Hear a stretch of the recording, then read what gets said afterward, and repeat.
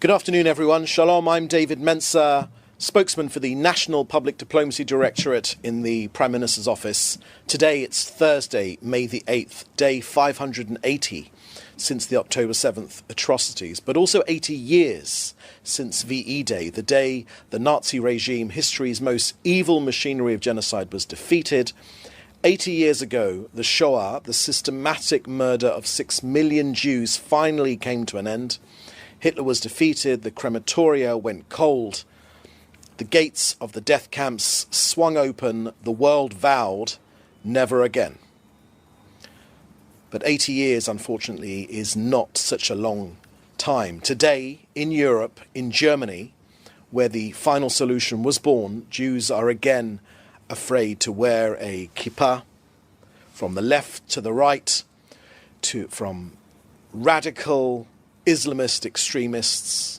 Anti-Semitism is unfortunately rising once more. That's not just a tragedy, it's a betrayal of the memory and of morality and of the vow never again. So while Israel honors and remembers the sacrifices made on the altar of freedom, Israel also ensures that never again is not just a promise, but for Israel it's a policy.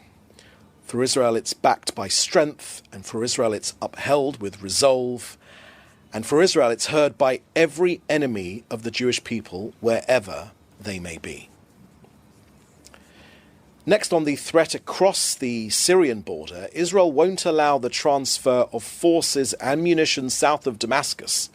These attempts have been thwarted. Why? Because they threaten our citizens and our armed forces. IDF forces are defending the Druze villages in southern Syria, and I can share with you, as announced today, that Israel has begun operating a forward mobile triage facility in southern Syria near the village of Hadar. Israel is supporting the Syrian Druze population and will ensure their safety. Next, on the situation in Gaza, let me be clear with you about the humanitarian situation in Gaza. Gaza doesn't face a humanitarian crisis, it faces a Hamas crisis. Hamas steal the aid, they prolong this war, they are to blame. Israel's experts are in constant coordination with international partners to monitor and improve the humanitarian situation. Hamas has seized control of over 25,000 aid trucks that entered Gaza during the hostage release pause. This aid was meant for civilians, for Gazans. Hamas stole it. Now, Israel is actively exploring mechanisms to ensure the future aid reaches only those in need and not the Hamas terrorist regime. All the while, Hamas can end this war and ease the suffering in Gaza today by releasing the 59 hostages they still hold and laying down their arms. Until they do, the entire population of Gaza remains a hostage of Hamas. Hamas alone bears responsibility for this crisis. Hamas could end this war tomorrow. They could release the hostages and lay down their arms. That way the suffering will end. But Israel will not let Hamas starve Gaza and blame Israel. The world must see through this cruel manipulation. It's a tragedy that children in Gaza are suffering, but to be clear, they are suffering at the hands of Hamas. The real tragedy is that the UN says little about Hamas using Gazans as human shields. The UN's silence, unfortunately, is shameful. The blame lies with Hamas and with those that enable them through active support. On our dear hostages, the remaining 59, let me give you an update. Israel believes that there are 21 alive. We know that for sure. The Prime Minister said last night that there are 3 more for whom we are extremely concerned. Israel will not give up. Israel will never give up. We will bring them all home. Hamas's military and governing capabilities will be destroyed, and the terror threat from Gaza will be removed, and we will not stop until these goals are achieved. This is not just Israel's war, it's also the world's battle against barbarism. Israel in partnership and in cooperation with our allies in the US and others, is prepared for any mission. Of course, Israel will defend itself by itself. Yes, the distances are great, but Israel has the capability to defend itself against these Iranian-backed jihadis. Israel has a long arm, and we will use it. If others join us, like our dear friends, the Americans, then that is excellent, that is good. But if they don't, we will defend ourselves by ourselves. And to Iran, that finances, that arms, that operates manipulates and operates the Houthi terrorists, the proxy system which Iran is using is over. Iran's axis of evil has collapsed. Iran bears direct responsibility. What Israel has done to Hezbollah in Beirut, what we've done to Hamas in Gaza, what has happened to Assad in Damascus and the Houthis in Yemen, we will also do to Tehran if needs be. Giving you some insights on what we're experiencing here in Israel.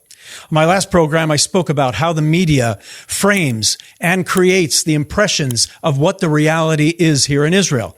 Well, we're also dealing with this week again, where the media is trying to create the impression that the people in Israel, or those who want to continue with the battle, a battle to the end with Hamas, to put an end to Hamas, are somehow giving up on our hostages. That is not true. We are in an almost impossible situation here in Israel at the moment. Anything we do, yes, can endanger the lives of our hostages being held by Hamas. And Hamas is not a civilized organization. They're ruthless murderers who not only are endangering the lives of the Israelis they hold at the moment, but also want to cause separation and tensions within our society, to break up our society. Are they succeeding at this? Well, if you watch the media to a large degree, it may seem that way. But in reality, it's very much not true, because most Israelis understand what is at hand. Most Israelis have been and have understood for over 30 years the battle in which we've been engaged in, which finally erupted in its most extreme form on October 7th, 2023. At that point, all Israelis, not only those who live in the South, all Israelis understood the threat that Hamas and its presence in Gaza presents to the very existence of the state of Israel. We are in an existential fight. The hostages is just one element of it. And when Israel and Israelis are called up once again to go into reserves and fight in Gaza, despite the fact that the international media may show that there's a debate here, over 100% of those called up, I'm talking about volunteering beyond the 100% of soldiers being called up, are showing up understanding that this is a fight till the end, not of Israel, but of Hamas. Because here we've been for many years. The people in the south of Israel have been held hostage. The south of Israel, the people in the towns, the villages, about 3/4 of Israel, if you include the north of Israel, was under threat of these terrorist organizations. The initial plan for the assault, which ended up being on October 7th, was not just from Hamas in Gaza, it was also Hezbollah. We've taken care of Hezbollah. We've taken care of the threat from Syria. What remains now is Hamas, and most Israelis understand that we cannot allow Hamas to remain in the Gaza Strip. And this is what we're going to be seeing in the next few weeks. But before that, I think it's important for those of you watching us to hear from Israelis who live in that area. And that's my guest today, Ronit Farkash, who lives in Moshav Tkuma in the Gaza, near the Gaza border. And for her to tell her story of what life was like in the south of Israel around the Gaza border for years, what it was around October 7th and what it is like today and what we expect to happen in the future. Ronit and I know each other from the IDSF, the Bitchonistim, and she is the chief development official of the... Officer, that's right. But more importantly, you are the chairwoman and the head of the municipal committee of Moshav Tkuma. Tkuma is resurrection in English, and it was created after the Holocaust. Did I get this right? Exactly right, yes. Okay, so tell us a little about your connection to the Moshav and your life there. Moshav Tkuma, you explain where the Moshav is. Definitely. So Moshav Tkuma was established in 1946, right after World War II and the Holocaust. It was established as part of the 11 points in the Negev. It was a whole project. Following the division plan of the state of Israel, the southern border was supposed to be in Ashkelon. And what happened was that we wanted to have, to make facts in the ground. So what we did, according to the British law, was British mandate back then, we decided to build overnight 11 settlements in the Negev in order to broaden our borders. So it was supposed to be done on the night of Motzei Yom Kippur, 1946. The eve of Yom Kippur.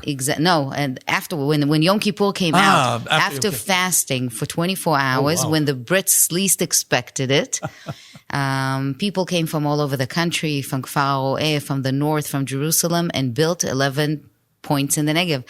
Moshav Tkuma is one of them. Be'eri, by the way, is one of them. Nevatim is one of them. And everything went according to British law, meaning if they needed a well or they needed a building, the British people woke up the day after and they found out that the borders have been changed. And they went and set facts on the ground. Exactly. And my grandparents came from Romania in 1951, and they decided to live in Moshav Tkuma in the Negev, and that's where they built their house. So this is an ideology to settle the land of Israel? Yes. My grandfather, he wanted to be in the Negev. He wanted to build his own house. He wanted to have cattle. He had cows. He had chickens, chicks, and eggs, and were they geese. Agriculturalists in Romania? No, not in Romania. No, he came from a family of rabbis. Yeah. He has... My son's unit is the unit I served in reserves also. So we have the old guys. We have our WhatsApp group. And we're saying, because we're helping out. And they have over 100% of the soldiers. His sergeant called him to ask him when is he coming. His sergeant is 42 years old from Shiloh with 6 kids. Oh, wow. Which is amazing. Yeah. The turnout of combat soldiers is 95%. I saw this morning. With them. But I know that in my son's unit, 102%. Guys who weren't called up because they were too old were volunteering. Yeah, they turn up. Amazing. And they said, we'll do anything. And I asked them about me. I'm over 60. He said, no, over 60, there could be medical problems they don't want to deal with. And, my husband is 51 now. Oh, that's right. Your husband as well. And he's since October 7th in the Gaza division. He's volunteering? He's volunteering, and he's in charge of logistics and to take care of the safety of the soldiers. It started with bases surrounding Gaza. Now we have bases inside of Gaza. So he goes almost on a daily basis to Rafah and the areas, the safer areas. He's not a fighter. So we can laugh about this because it's a way of dealing with it, to be amused, but we know it's serious. There's a lot of talk that Israel shouldn't continue. We should sign an agreement. Not that Hamas is offering us any agreement, but people are talking very few people. The people who live in the South, I can speak for my relatives, from my family in Ashkelon, they don't want to hear about it. As far as they're concerned, and by the way, I know this from working on behalf of Israel for many years, that anytime we had one of these rounds in Gaza, the people in the south of Israel kept telling the government, no ceasefire, finish it for once and for all. Now, we're in this for a year and a half. I don't think that attitude has changed. I think that people in the South, I know my family, I know the people I know in Ashkelon that I grew up with that are still there. No, they want it to end for once and for all. Do you hear the same thing? Yes, I think that getting out of Gaza is a death penalty to all of the communities around.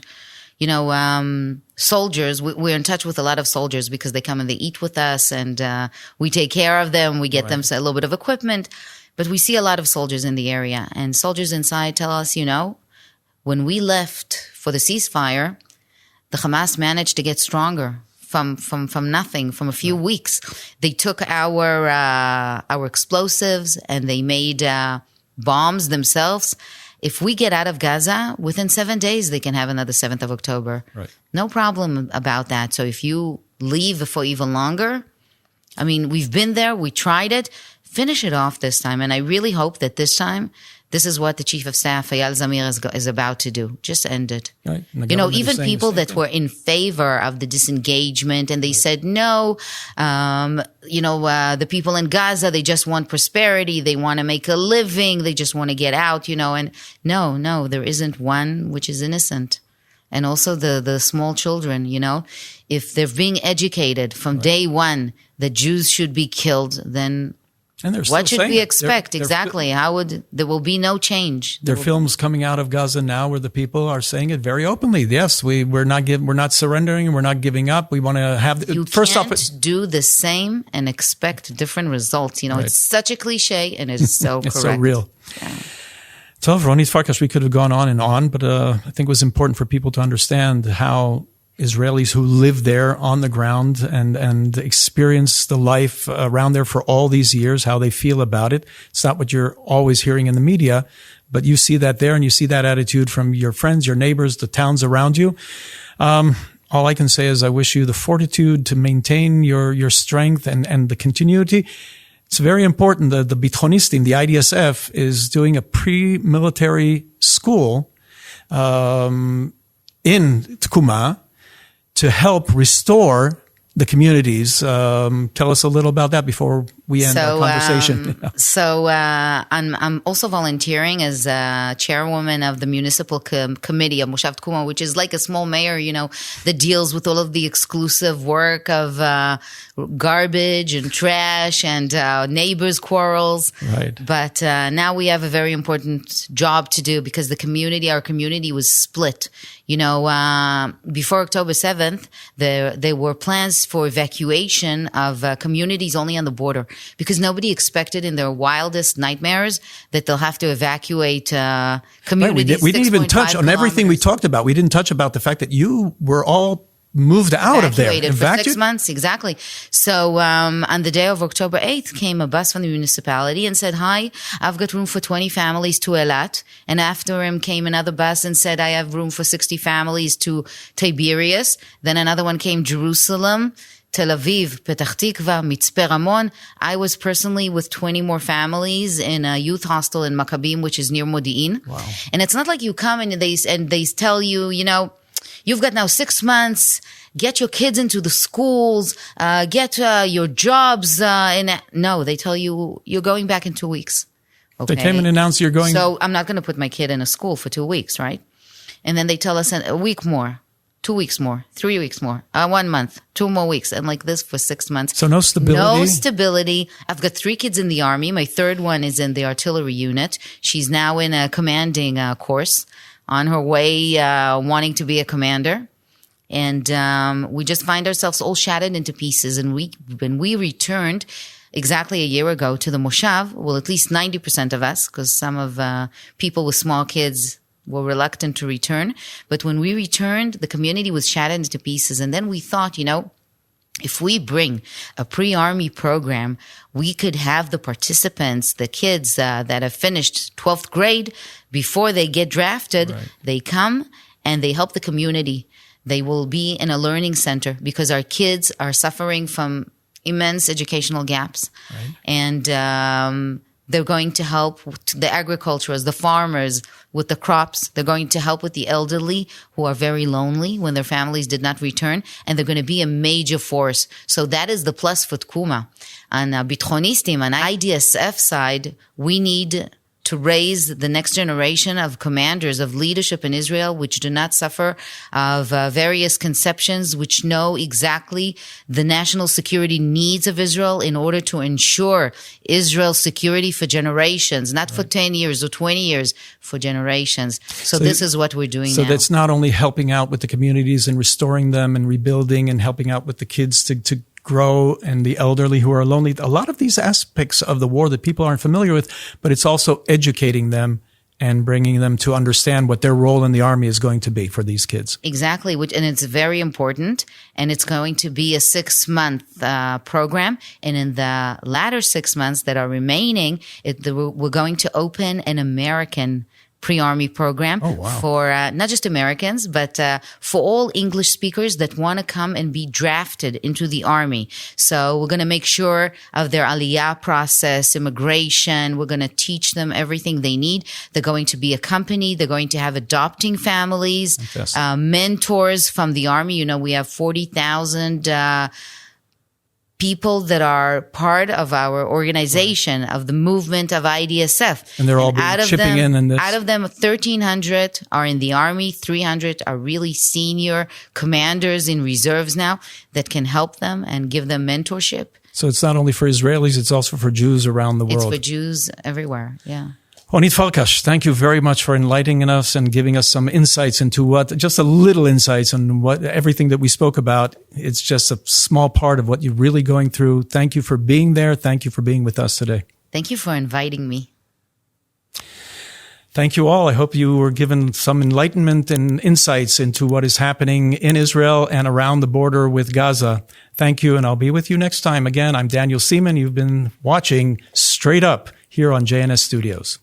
Israel's security, and also the cognitive war, the war of perception, what they say in America, the war for strategic influence, that is lost on Western audiences regarding the way the Middle East fights. And the Middle East fights using Russian hybrid warfare, Chinese hybrid warfare, Islamic warfare. Now, what does that mean in simple terms? It means the Hamas has been prosecuting a war of deception, of disinformation, of subversion, of propaganda. These issues are vitally important for Western policymakers and leaders to understand. And you know very well, you meet with a lot of Western groups, and I do too. They come to Israel and they say, isn't Israel starving the children of Gaza? And then you go on to WhatsApp and you see actually pictures of almost Holocaust-looking children having nothing to do with the children in Gaza.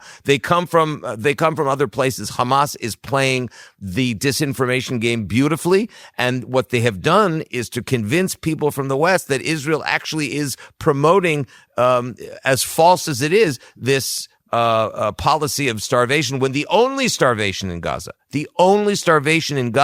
is of the remaining living hostages deep in Hamas's dungeon, where you can get testimony from the 196 hostages that were released, and they are they testify to the starvation strategy of Hamas towards them. But other than that, this is one big game of deception that people have to understand. That is the Eastern way of war. Why are you surprised, Dan? I mean, Hamas has a huge propaganda machine funded by Iran, Qatar, and it also has a TV network that is very influential in the Arab world, Al Jazeera.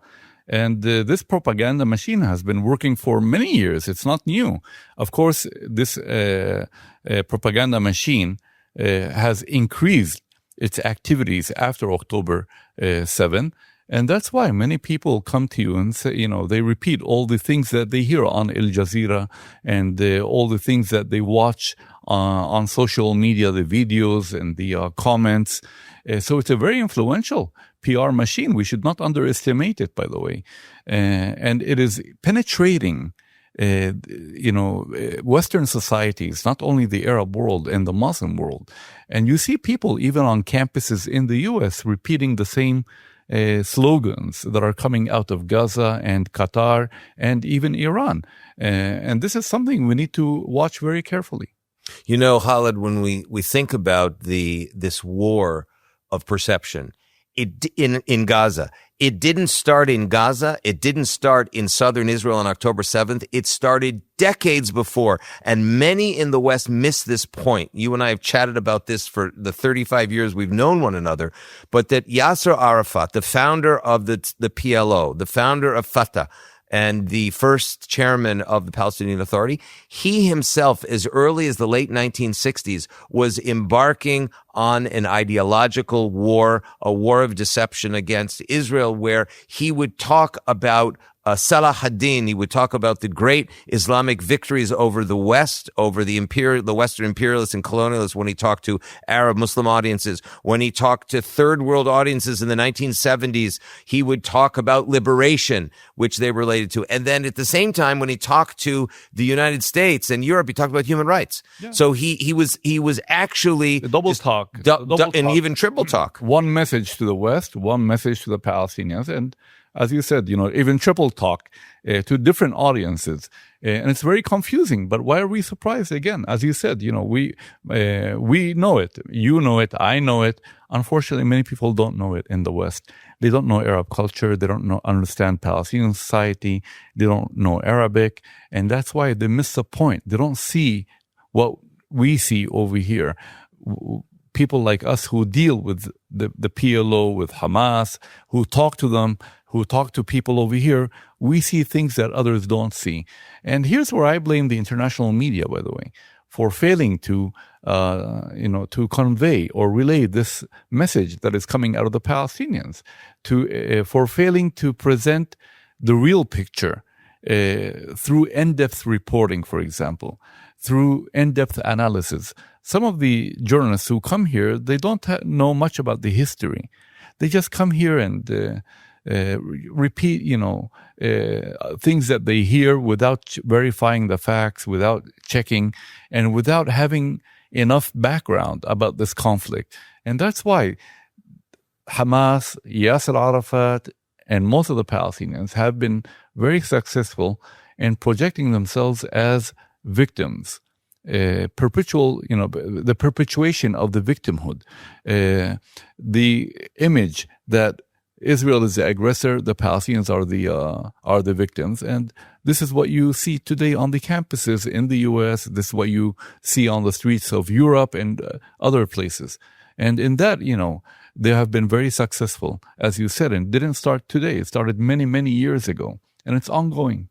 It's ongoing, and the roots of this Gaza intensifying war are really found ideologically, politically, back in the days of the United Nations, the 1970s, when the Soviet Union, the sponsor and the mobilizer, the taskmaster of Yasser Arafat, who wrote the and Abu Mazen and Mahmoud Abbas, his PhD. Well, it was rumored that he did his PhD, but there are Russian scholars that have shown that the Russians wrote his PhD in Russian. He signed on it because there was no original draft in Arabic. It was written in Russian. More deception. Again, it was in the School of Oriental Studies in Moscow, and people, especially in the West, are either unaware or underemphasize the fact that the Soviet Union's war against the West, beginning with the United States, was played out using the PLO and the Palestinian National and Islamic movements as battering rams against the United States. And this is exactly what actually continues today. You have Russian hybrid warfare, which is, again, subversion, propaganda warfare. To the Chinese have been deeply involved for 50, 60 years in this, what we call the three warfares, which is propaganda, subversion. And therefore, it's not the PLO alone. It's really the PLO and the Soviets today, the Russians against the West, and primarily the United States. So the war in Gaza directly affects the stability of the United States. I saw this morning as we were getting ready to come in for the show today, a WhatsApp from the state of Washington, in which young people were having a standoff with the police, calling, FUCK, the police, defund the police are colonialists and imperialists, and the resistance will defeat America. So you're hearing more and more of this, the burning of American flags, the cursing of America, in a way, the Hamas massacre and ongoing assault in Gaza, and also from Lebanon, from the sort of a denuded Hezbollah, but it's all part of what they call the resistance against colonialism, which is about America. They're actually endorsing Hamas tactics. Absolutely. Well, Hamas learned from Hezbollah too. Yeah. Well, I mean, I'm talking about the Westerners. Oh, yes. What do they mean when they say resistance? for many Palestinians, resistance is a euphemism for armed struggle against Israel. That's what it means. It involves shootings, suicide bombings, and things like that. So is this what they are trying to copy to the U.S.? Is this what they are trying to bring there? And, U.S. authorities will have to be very careful. They need to open their eyes and watch, because if you're calling for resistance on a U.S. campus, you're actually endorsing terrorism.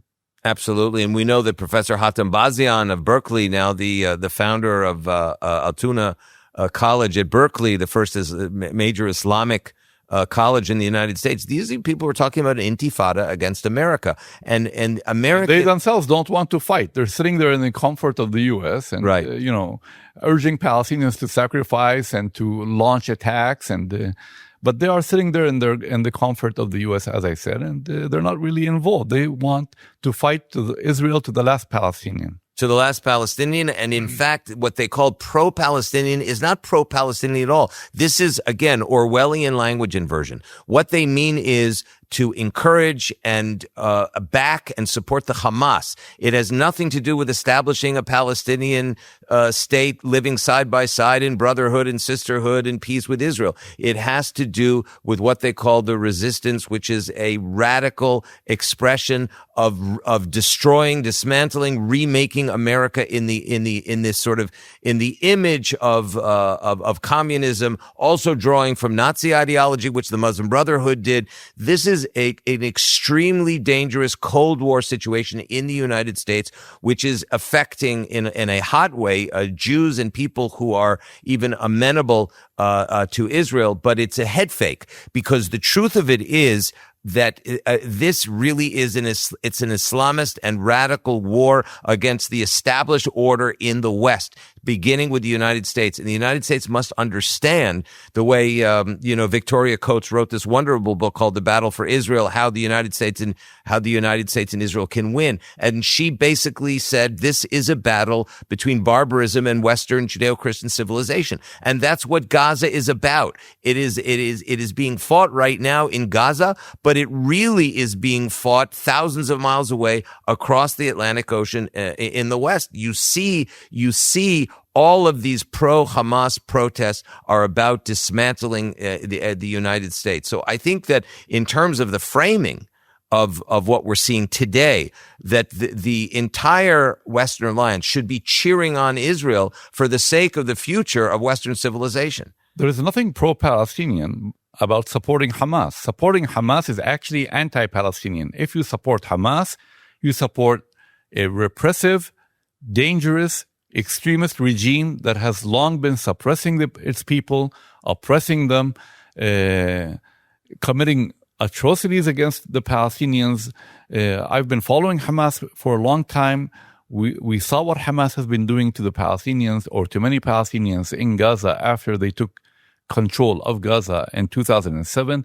So I don't understand what is there pro-Palestinian about supporting Hamas. Supporting Hamas means you're actually anti-Palestinian. You support radicalism, you support terrorism, you support destruction and death that Hamas has brought on the Palestinians. Isn't it ironic then that while people on the campuses are cheering Hamas and the so-called resistance, Abu Mazen, the Palestinian Authority president, is calling them sons of dogs and cursing them and urging them to release the hostages. But there's a cynical reason there too, because Abu Mazen Mahmoud Abbas, at the age of 89, almost 90, has lost power. And you've done the polling and the reporting on this, that the vast majority of Palestinian Arabs in Judea and Samaria, in the Palestinian Authority controlled areas of the West Bank, are yelling and screaming for him to get out. Yeah. Look, Abu Mazen is in a situation where he has nothing to lose. At the age of 89, he knows that, he's not going to stay for long. He's under pressure from the Americans, from some Arabs to share power. He's pretending now that he is sharing power with Hussein al-Sheikh. Many Palestinians disagree, by the way. I'm talking about the appointment of a vice president of the PLO and things like that. But Abu Mazen is well aware that a majority of Palestinians want him out. According to all public opinion polls, more than 80%, and I think the last poll was more than 90%, who want him to resign. So Abu Mazen feels free to say whatever he wants right now. He doesn't really care about public opinion anymore.